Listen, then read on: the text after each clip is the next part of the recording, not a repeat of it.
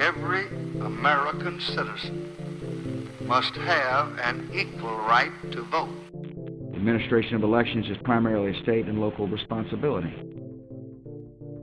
Whether you voted for the very first time or waited in line for a very long time, by the way, we have to fix that.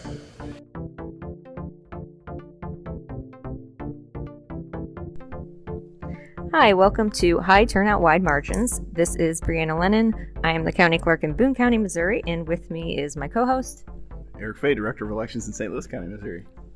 And we're really excited to have a in-person interview, and we don't do those very often, so it's really a pleasure for us to be able to see people in person and talk to them. But I will let them introduce themselves to you, and we're just really grateful to have them here. So, hi, I'm Mitchell Brown. I'm a professor of political science at Auburn University and have worked with the Election Center for a little over a decade.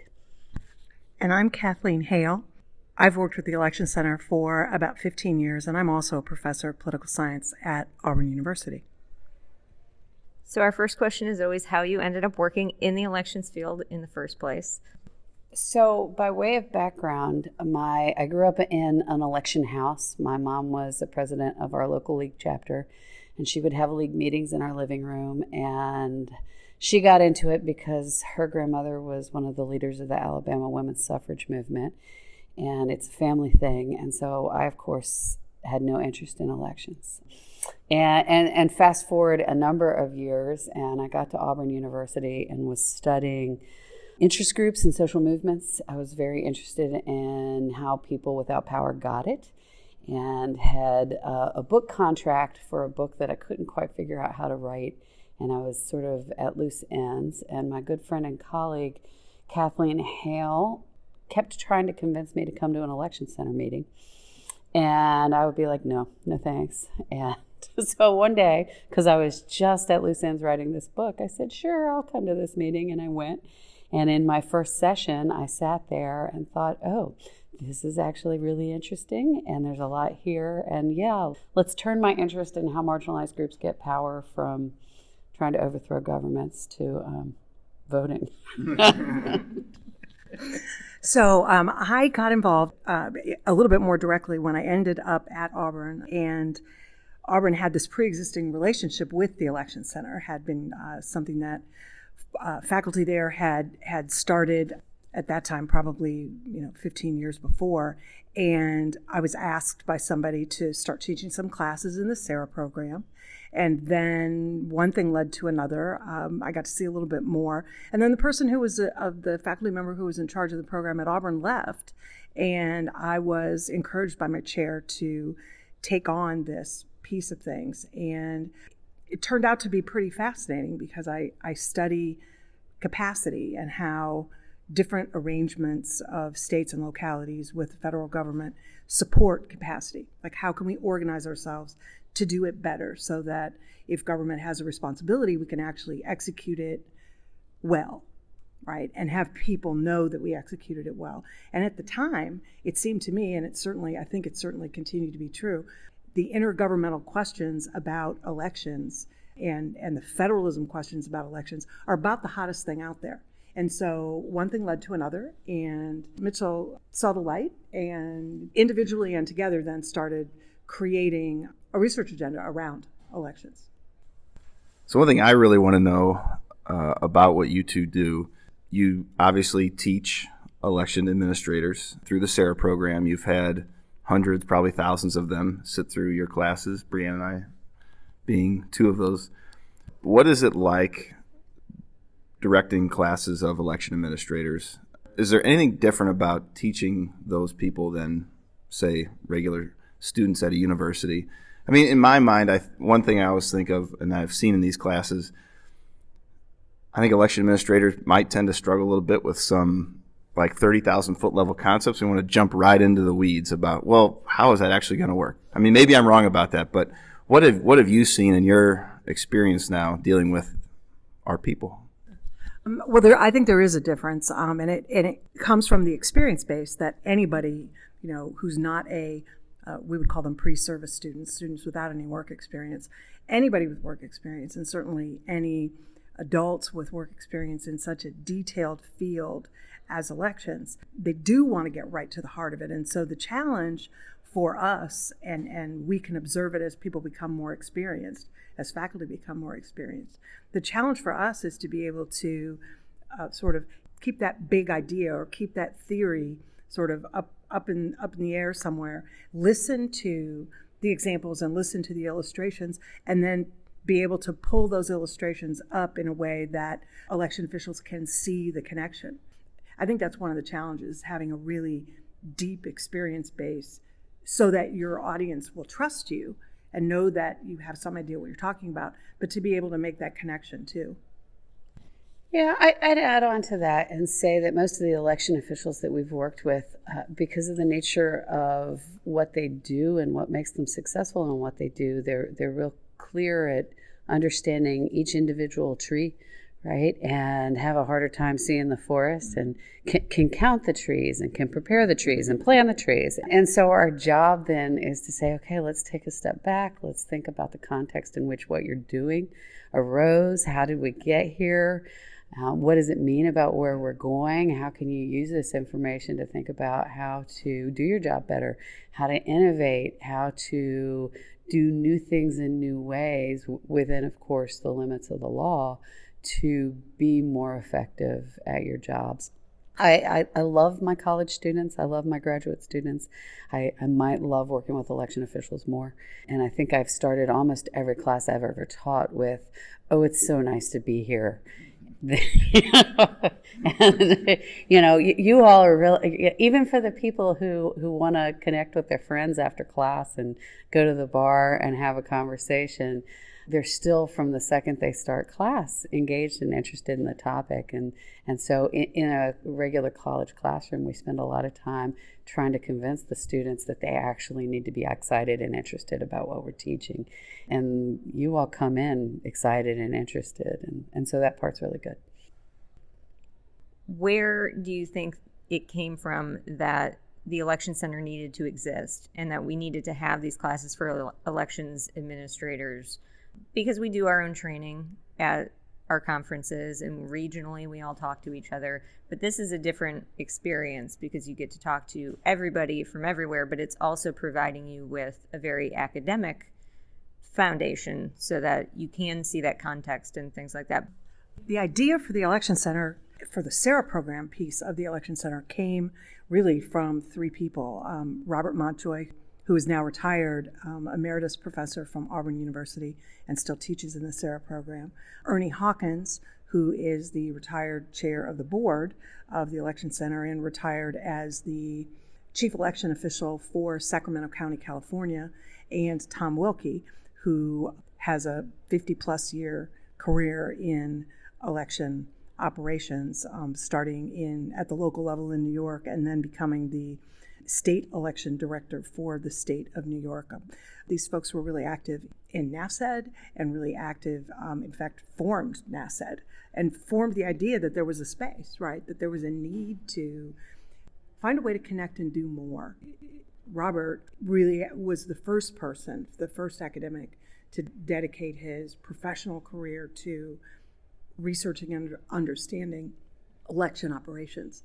And so I think he would say he had a natural interest in doing this. And, the three of them, they could tell you some great stories. The three of them sat out on a boat and on somebody's back deck and, had some wine and said, okay, we're going to try to do this thing. And it's evolved over the years. A program that was maybe a half a day, a course to start, to something that faculty from all over the country participated. And then at some point, the decision was made to consolidate everything at Auburn University. And that happened, 25 years ago. That's how it started. And the need and the desire and their feelings about this, all of them still feel the same way.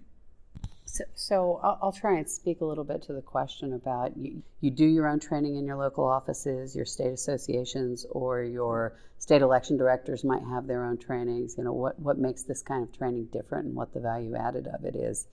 The way the first 12 courses, so what you need to take to get the SARA certificate, is structured, there are a combination of classes on what we would think of as standard principles of public administration, so how to be a good public administrator, as well as a set of classes that look at law and policy and the legal framework, along with some history, because to understand the weird patchwork of election laws in the United States, you have to understand how we got here. I say all the time in my classes, this is a path-dependent process. The choices that we're making now are a function of choices that were made before any of us were born, before any of our grandparents were born. And so to really understand how to navigate within that framework, we think it's pretty important to understand that history. And so what happens in these classes, you get this sort of 12 courses that mean that everybody who has a SERA certificate ends up with a common understanding and framework about what the job is, which helps facilitate conversation and thinking amongst each other. I'd say the other big value added of the classes, though, is the sharing and exchange of ideas among people from states who do things in really wildly different ways and have different laws and frameworks. And one of the things that we know from going to election offices around the country is that the places where folks get to come here and do this and share, those are the places that really end up on the cutting edge of innovation. And when they face crises about something's gone wrong, or a law suddenly got changed, or a judge made a ruling and we have to do things fast differently, they're the people who are successfully able to adapt and have more resilient offices, in part because they have this network of people that they can call immediately and say, hey, we have this new situation, you do something similar in your jurisdiction. We talked about it 5 years ago, on a patio in Florida, maybe you can help me. And those things together then have formed this great body of knowledge and expertise among election officials around the country to help them do their jobs better. We have a series of what are called renewal classes then for people, where folks get to take a deeper dive in a particular area or understanding something that's new and emerging, and that common base of understanding helps then make those renewal classes hopefully a much richer experience. And so what's evolved over the last several decades then is that election officials who participate with us in helping decide what courses need to contain and the skills and abilities that they're interested in, what we've done is essentially establish the professional knowledge base for the field. This is what election officials who participate in these courses believe that every election official should know as a starting point. And so we're excited to be able to build from that. I think it's rewarding to think about how 30 years ago there was no profession of election administration, but the evidence in the room here at the national conference, 400 people surely know that there is. To your point about evolution, I'm curious if over the time you both have been conducting this program and these classes, have you seen any changes in the types of people who are coming to these classes? Yeah, absolutely. There have been changes. I'm thinking back to some early classes that I would have taught in 2006, 2007. The typical room would be, if there were 50 or 100 people in the room, most of them would be women.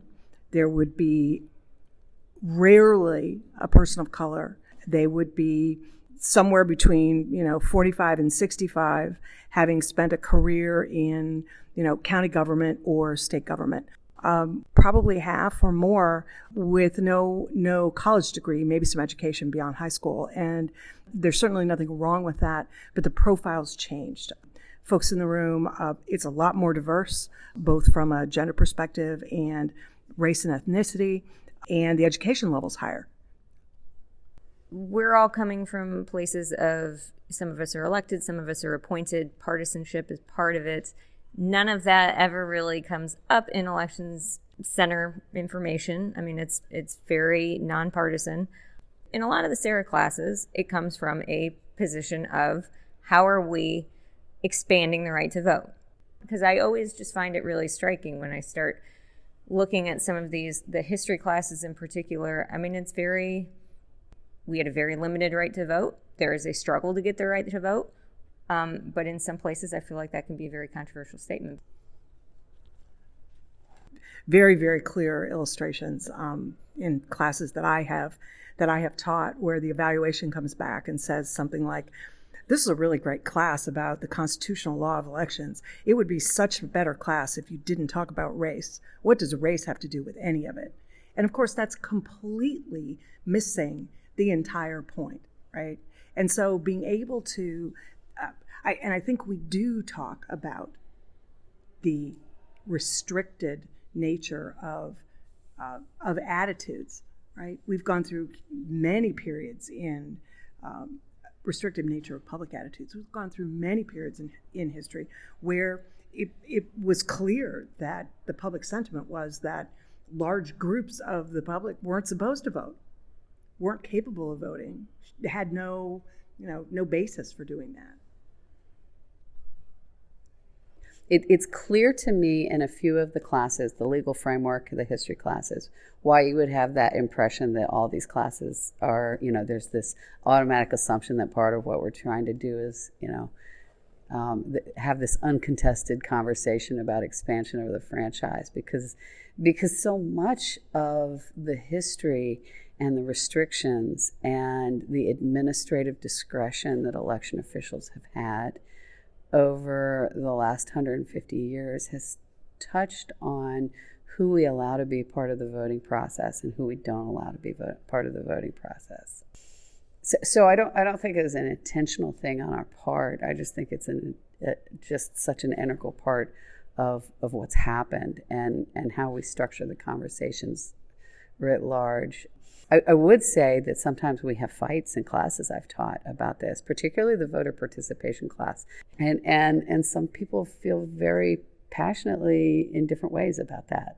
The same is true around felon issues and differences in state laws around felon issues and what felon rights should be and should not be. And so I would say I've had a pretty different experience teaching these classes, because I think people still fight about that. And I've seen them fight about it in these classes. And, I think the big message and takeaway for us as instructors in these classes is that, that you have this ethical obligation as election officials to allow everyone who has the legal right to vote to cast their ballot. And how do you organize your jobs in such a way that that you're always protecting that right and not let personal feelings get involved in it? And the reason the history of elections is so important, in addition to not repeating past mistakes, which we do sometimes, but understanding how we got here shapes where we can go. And that becomes so critically important and is such an important part of having a rich understanding of what you're doing. So the idea of path dependence, it comes from economics. And it basically says when a decision is made to do one policy choice over another or one procedure over another, that over time it becomes harder to do something else. And the example everyone always gives when they're talking about path-dependent processes is the QWERTY keyboard, which is the keyboard we all use all the time, right? And it's given the name because left-hand top side is QWERT, right?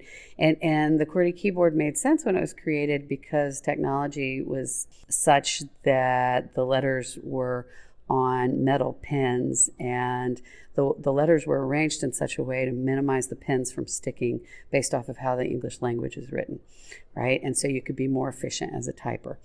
Over time, as technology advanced, we learned that there are better ways to arrange the letters on a keyboard to make people type faster. But everybody had already learned how to type that way, and all the manufacturing had been set up for the QWERTY keyboard. And so we still use a QWERTY keyboard, even though it's inefficient and it's silly and we could be doing it better. And elections are exactly the same way. The way different localities and the way states run elections are functions of things that happened 150 and 200 years ago. And so you might be in an election office and sit there thinking, why am I doing this way? Since you have this unique perspective of having students, the election administration students, and you kind of see them start in one class and progress over time and come back year after year. When you're just, like Brianna said, when you're just in your own state, you know your own state laws, you know one thing, and it just seems normal. Whatever the state's doing, that's what you know. It seems normal. I had that experience when I came to the election center. I learned about what other states did, and I became less afraid to try new things because other people were doing it. I hope to a large extent that you see that in other students and that they do those things. And I guess is that common? Do you see people really evolve as they go through this program? We do see people evolve as they go through the program, and it happens in a bunch of different ways. It happens in a hallway conversation after a class where someone says like, "Wow, that was a great class," and they never spoke at all during the class, but you see them in a couple of classes later where they're standing up or where they're the ones that are organizing the group to work on a project. You can see the difference when they graduate, and you can truly see.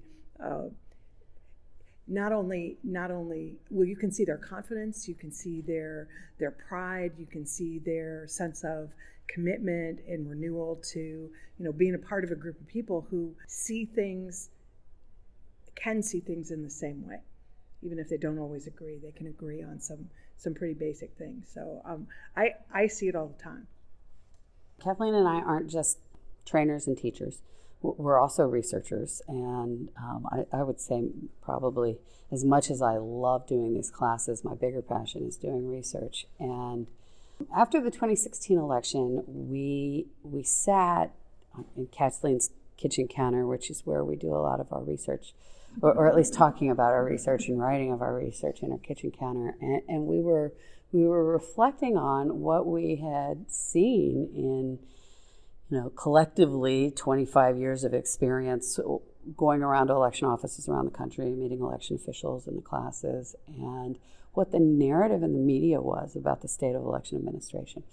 And that we felt like the narrative in the media, that this big narrative about how the election system's broke in the country, that it was wrong and it didn't reflect what we'd been observing for years. And for 4 years after that election, going around the country and interviewing election officials and going and watching how they did their jobs and looking at elections and did surveys and focus groups and all kinds of different things, and collecting secondary data and blah, blah, blah, the things you do when you research, to look at innovation and look at where places are able to innovate and where they're not able to innovate. And we wrote a book that came out last year, a Georgetown Press book, basically about innovation and how innovation happens in election administration, or how it doesn't and why it doesn't in some places. In the 30-second version of it, our conclusions was that there are 4 big drivers of explaining how innovation happens and it doesn't. And those 4 big drivers would be the kinds of needs that you see locally, because the needs in a state out west are different than the needs in the state in the deep south or in New England, and so on. So local need matters. The resource base turns out to matter a great deal to explain innovation. The politics in a particular state matter about what you're allowed to do and what you're not allowed to do, and how comfortable people are with innovation and change, or how paternalistic some places are and don't want innovation and change. But the big thing, and this is to get to your point, Eric, is another big important driver is professionalism and professionalization of the field, and where you see people learning and growing and talking to each other and exchanging information and ideas. Those are the places where it's allowed by law, that where you see people able to really make those differences and innovate. And where you don't see those innovations, those are the people not part of the conversations. They're also the people who aren't allowed to. They're also the people who aren't encouraged to go out and engage in continuing education or to talk to other places. And so in that way, these classes become really important for understanding and explaining high quality and high functioning offices around the country. It means that we're in a really tricky time right now. The resource base for election offices was never high to begin with. And some of the work that we've done, that's actually published in the book How We Vote that Mitchell was just referring to. We looked at the budgets of election offices compared to county budgets in a variety of places around the country. And we did some math and found that the average election office budget was about 0.5% of the county budget. 0.5%. And so, there was a range. Some were higher, some were lower. And so if you start with that as a premise, you've got a resource base that's low to begin with, that's now been, the people doing the work have been, sort of vilified. And you've got a national economy and an attitude where, the first, and a pandemic, right? So people can't travel, or a solution to a budget crunch is to cut travel funds. It's one of the first things to go in any local budget. And so the people who are here really worked hard to be here. And the people who are bringing their whole office staffs have really worked hard to do this. And so, I think we see the value. I think the community, the field, sees the value. And I was talking to a guy yesterday. His office refused to pay for him to come. And so he got in his car and he drove, and he's paying for his hotel room and his food and his fees. These are like really dedicated people who feel like they get something out of this, and they'll spend their own money to do it. And that's amazing. I want to know, when you're with other academics, I don't know, do you ever talk to science professors or math professors or people that are in completely different fields, but all these people vote? And then just out in your private lives, your acquaintances, your friends, your family, a lot of those people presumably vote. When you mention to them what you do, that you train election officials, you participate in election conferences, what do you tell them it's like dealing with election officials? That's such an easy question. My immediate reaction is that it's the most fun thing I've ever done. It's not like work. I would do it for free. It's the smartest people, the most dedicated people, the best public servants we have.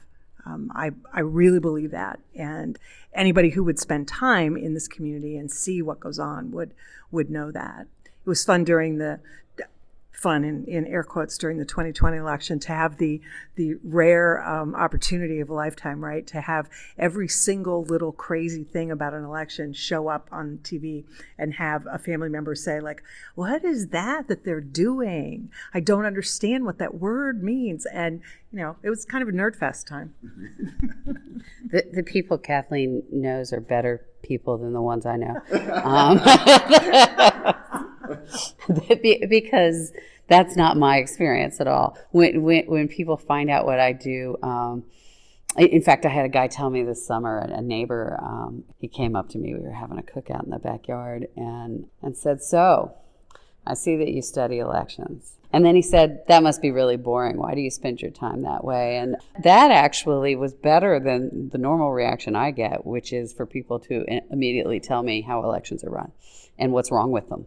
And they always have no idea what they're talking about. And I'll try and explain why they might misunderstand what's happening. But most people are sure they understand because they've voted somewhere. And so surely their experience is typical of every experience, right? So, but I would echo what you say. I love what we do. I like to tell people that I have the last best job in America. I love coming out and doing the trainings and getting to work with election officials. I love going around the country to look and see the different ways elections are run and to understand people's offices and why they do what they do and how they do what they do. It's just an amazing job. What do you want people to know about the Election Center and what local election authorities in particular can get out of it if they haven't already, taken a SARA class or come to a conference or even knew that it was a possibility?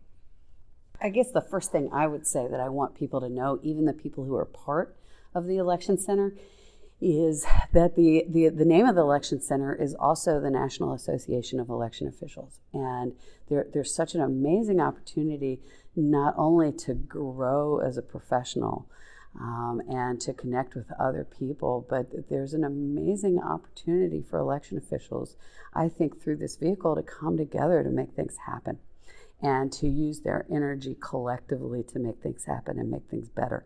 right? Let's make things happen together. And to the extent that we have knowledge and skills and resources to help that, we will. And that there's so much potential here to help the future and build the future. This is the place where the conversations among election officials about trust in elections, about ethical codes and examples of ethical behavior, this is the place where those kinds of conversations are already started.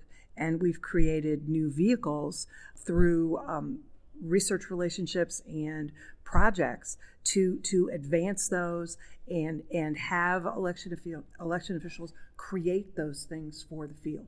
This is where it's happening. And there are lots of great places to get information, but to be involved and be part of the field, shaping the field. The Election Center is, of, by, and for election officials.